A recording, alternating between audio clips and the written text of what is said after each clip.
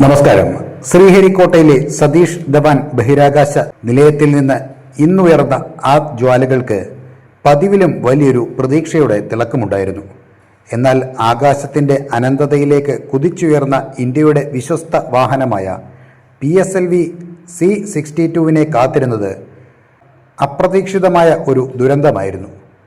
ആയിരക്കണക്കിന് ശാസ്ത്രജ്ഞരുടെ രാപ്പകൽ ഇല്ലാത്ത അധ്വാനം നിമിഷങ്ങൾക്കുള്ളിൽ കത്തിയമർന്നു എന്ന വാർത്ത നൊമ്പരത്തോടെയാണ് രാജ്യം കേട്ടത്.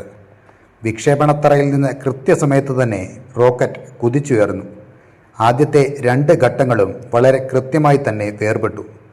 മിഷൻ കൺട്രോൾ റൂമിലെ സ്ക്രീനുകളിൽ പ്രതീക്ഷയുടെ പച്ചവെളിച്ചം തെളിഞ്ഞുകൊണ്ടിരുന്നു.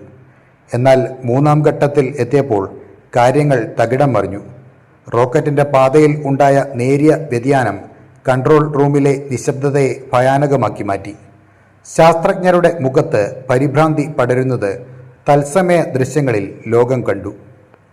ഇന്ത്യയുടെ അതിർത്തികൾ നിരീക്ഷിക്കാനും ശത്രു രാജ്യങ്ങളുടെ നീക്കങ്ങൾ കൃത്യമായി ഒപ്പിയെടുക്കാനും ശേഷിയുള്ള EOS N1 എന്ന അത്യാധുനിക ഉപഗ്രഹമാണ് ഈ ദൗത്യത്തിലൂടെ ഭ്രമണപഥത്തിൽ എത്തിക്കാൻ ലക്ഷ്യമിട്ടിരുന്നത്. പ്രതിരോധ മേഖലയ്ക്ക് വലിയ കരുത്താകേണ്ടിയിരുന്ന ആ ഉപഗ്രഹം ഇന്ന് പസഫിക് സമുദ്രത്തിന്റെ ആഴങ്ങളിലേക്ക് മടങ്ങിയിരിക്കുന്നു. വർഷങ്ങളുടെ കാത്തിരിപ്പും കോടിക്കണക്കിന് രൂപയുടെ നിക്ഷേപവുമാണ് 3ാം ഘട്ടത്തിലെ ജ്വലനത്തിലുണ്ടായ തകരാർ മൂലം വിണ്ണിൽ ഇല്ലാതായത്.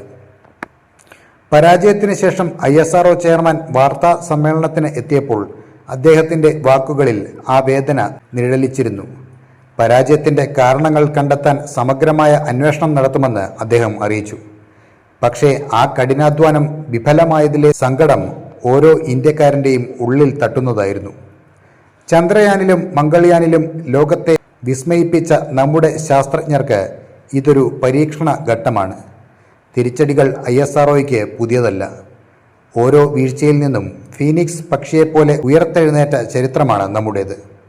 ഈ പരാജയം പഠിച്ചുകൊണ്ട് കൂടുതൽ കരുത്തോടെ ഇന്ത്യയുടെ കൊടി വാനോളം ഉയർത്താൻ നമ്മുടെ ശാസ്ത്രജ്ഞർക്ക് കഴിയട്ടെ എന്ന് നമുക്ക് പ്രത്യാശിക്കാം.